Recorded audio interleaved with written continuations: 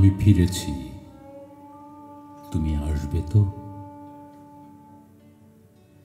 বিচ্ছিন্ন এক একটা লেখা ভিন্ন ভিন্ন টেবিলে তার জন্ম ছিল।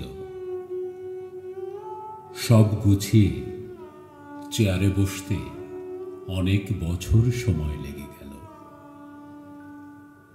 তবুও আমি ফিরেছি,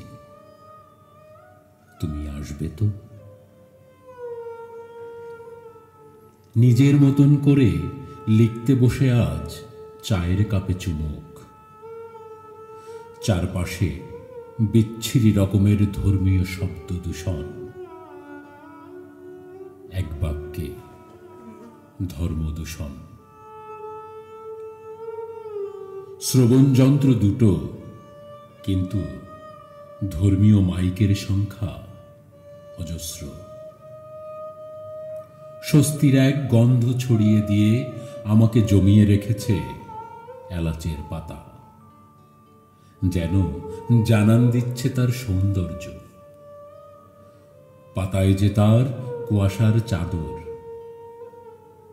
রাত্রির গভীরতা আজ আমাকে দুর্বল করতে পারছে না।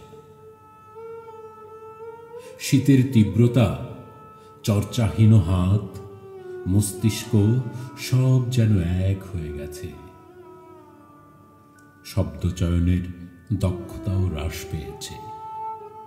তবুও আমি ফিরেছি, তুমি আসবে তো?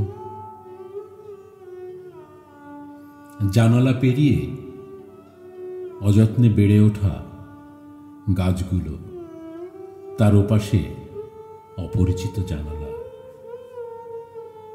ঘুমিয়ে পড়েছিলাম বেশ অনেকক্ষণ হলো, কিন্তু স্মৃতিতে রয়ে গেছে ওই ছাদের রেলিংয়ে আঁকড়ে থাকা পুরুষ মানুষটি।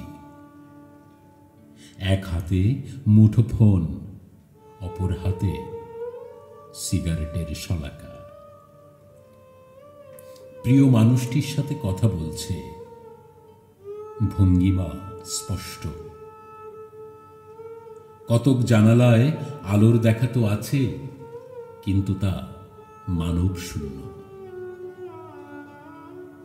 নিবিড় চাদরে কুয়াশা যেন তার ঘুমের কাঠি বুলিয়ে দিয়েছে চারিদিক। আমি ফিরেছি, তুমি আসবে তো? আলো ফুটে সকাল হয়ে গেছে, সে অনেকক্ষণ হলো। সামনের দালানের ছাদ থেকে ঝুলছে রং মিস্ত্রির দল। 231/1 চৌধুরী বাড়ির ছাদ থেকে আসা অসংখ্য শব্দের ধ্বনি। পাখিরা আসতে শুরু করেছে। অযত্ন আর অবহেলায় বেড়ে ওঠা রাম তুলসী গাছে ভিড় করছে তারা। চড়ুই আর টুনটুনির আধিপত্য এখানে।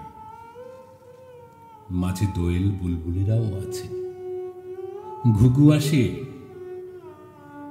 মৃতপ্রায় গাছগুলোর ডালে থাকা ছোট ছোট পোকা খায় তারা, অথবা জলহীন মাটিতে জন্মানো বুনো ঘাসে লুকানো পিঁপড়া। খাদ্য তালিকায় কি মজার খাবার ওদের, তাই না?